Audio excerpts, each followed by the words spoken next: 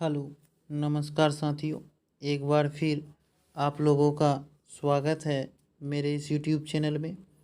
तो आज के इस वीडियो में हम लोग देखेंगे एसएससी एमटीएस एग्ज़ाम 2025 के जीके और जीएस के कुछ महत्वपूर्ण प्रश्नों को। तो आज का पहला प्रश्न है साथियों, 2011 की जनगणना के अनुसार भारत के किस राज्य का लिंगानुपात सबसे कम है? बिहार, केरल, हरियाणा या उत्तर प्रदेश? तो इस प्रश्न का सही उत्तर होगा साथियों कि 2011 की जनगणना के अनुसार भारत का सबसे कम लिंगानुपात वाला राज्य हरियाणा है। ऑप्शन सी इस प्रश्न का सही उत्तर होगा और सर्वाधिक लिंगानुपात वाला राज्य केरल है। इसे भी आप लोग याद रखेंगे कि सबसे कम लिंगानुपात वाला राज्य हरियाणा और सबसे अधिक लिंगानुपात वाला राज्य केरल है। चलते हैं साथियों प्रश्न नंबर 2 की ओर।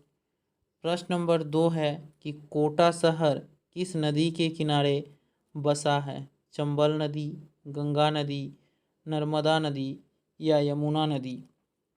तो इसका सही उत्तर होगा साथियों कि कोटा शहर जो है वह चंबल नदी के किनारे बसा है। ऑप्शन ए इस प्रश्न का सही उत्तर होगा।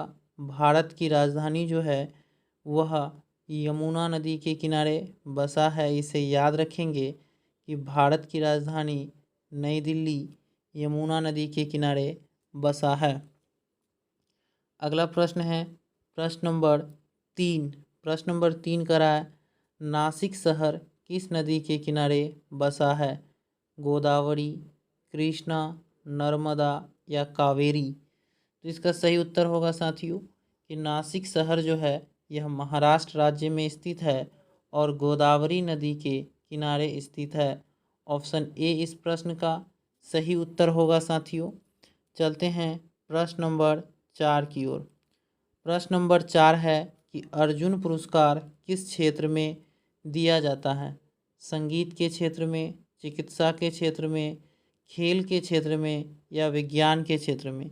तो साथियों इसका सही उत्तर होगा कि अर्जुन पुरस्कार जो है वह खेल के क्षेत्र में दिया जाता है। ऑप्शन सी इस प्रश्न का सही उत्तर होगा कि अर्जुन पुरस्कार जो है वह खेल के क्षेत्र में दिया जाता है। अगला प्रश्न है प्रश्न नंबर 5। साथियों यहाँ आपसे पूछ रहा है कि नोबेल पुरस्कार किस क्षेत्र में नहीं दिया जाता है? यानी आपसे पूछा जा रहा है कि नोबेल पुरस्कार किस क्षेत्र में नहीं दिया जा रहा है? रसायन विज्ञान, शांति, गणित या चिकित्सा? तो इस प्रश्न का सही उत्तर होगा साथियों कि नोबेल पुरस्कार जो है वह गणित के क्षेत्र में नहीं दिया जाता है।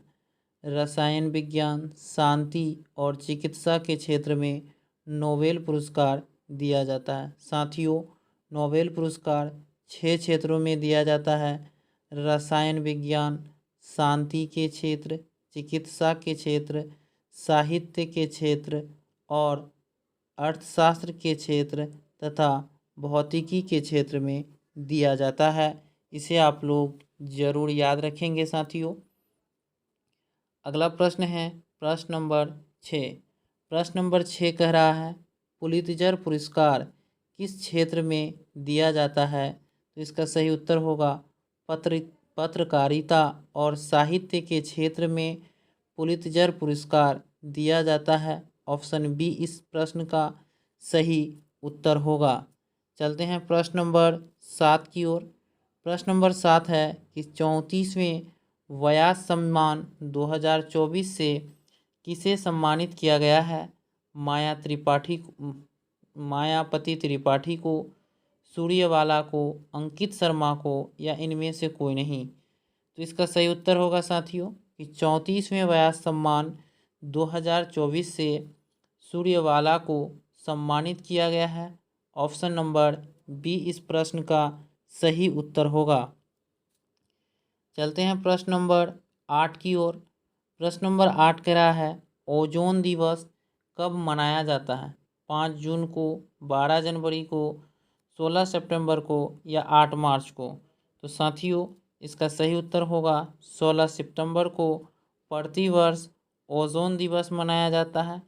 12 जनवरी को राष्ट्रीय युवा दिवस मनाया जाता है।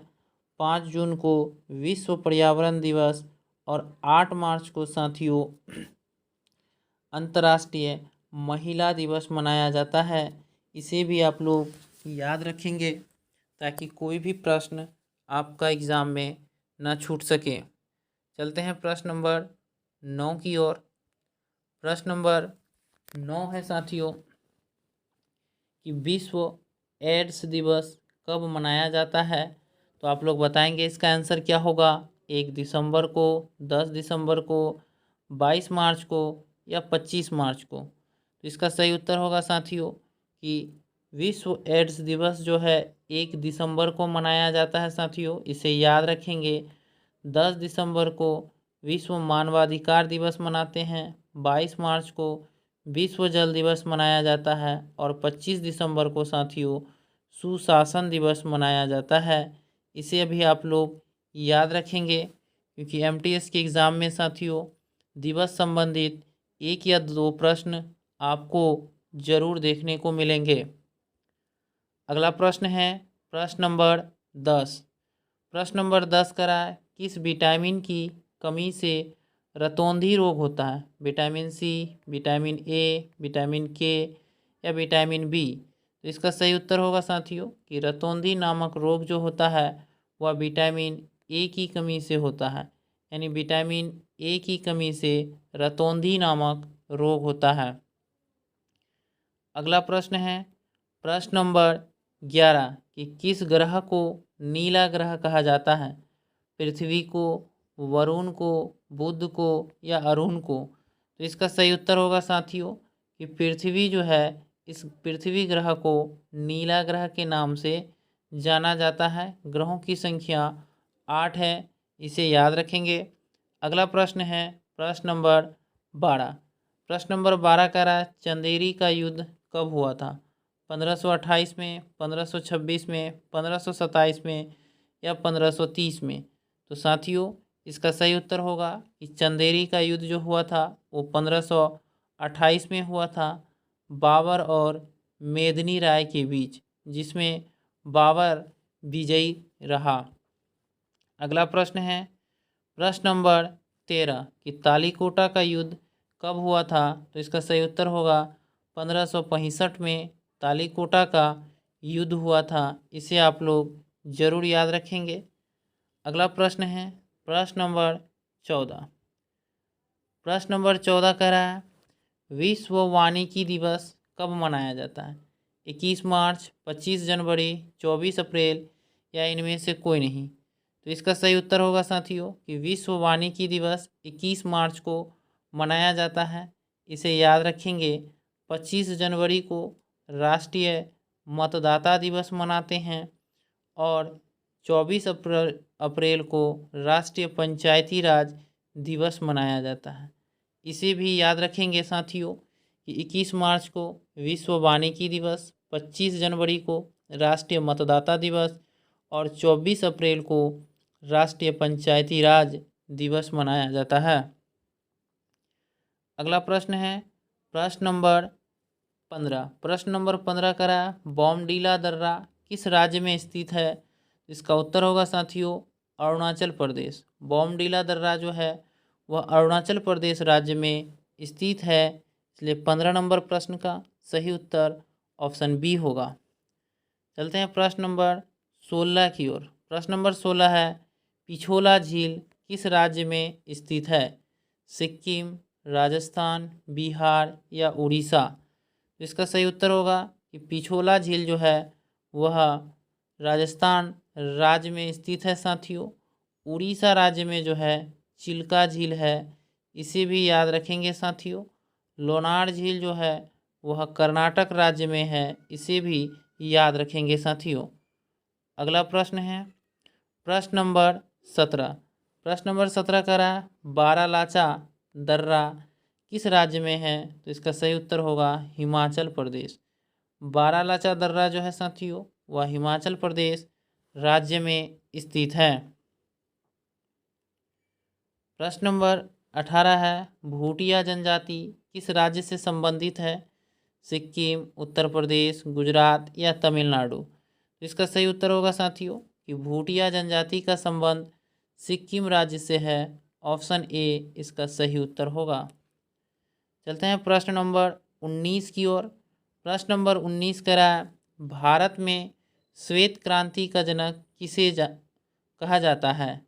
वर्गीज कुरियन को, दुर्गेश पटेल को, एम.एस. स्वामीनाथन को या इनमें से कोई नहीं? तो इस प्रश्न का सही उत्तर होगा कि भारत में श्वेत क्रांति का जनक जो है वर्गीज कुरियन को कहा जाता है। ऑप्शन नंबर ए इस प्रश्न का सही उत्तर होगा। चलते हैं प्रश्न नंबर 20 की ओर। प्रश्न नंबर 20 कह रहा है, भारत में दालों का सबसे बड़ा उत्पादक राज्य कौन सा है? उत्तर प्रदेश, पंजाब, मध्य प्रदेश या हरियाणा? तो इसका सही उत्तर होगा साथियों कि भारत में दालों का सबसे बड़ा उत्पादक राज्य मध्य प्रदेश है। ऑप्शन नंबर सी इसका सही उत्तर होगा। और सोयाबीन का भी सबसे बड़ा उत्पादक राज्य जो है वह भी मध्य प्रदेश है। तो धन्यवाद साथियों, फिर मिलते हैं अगले वीडियो में। तब तक के लिए जय।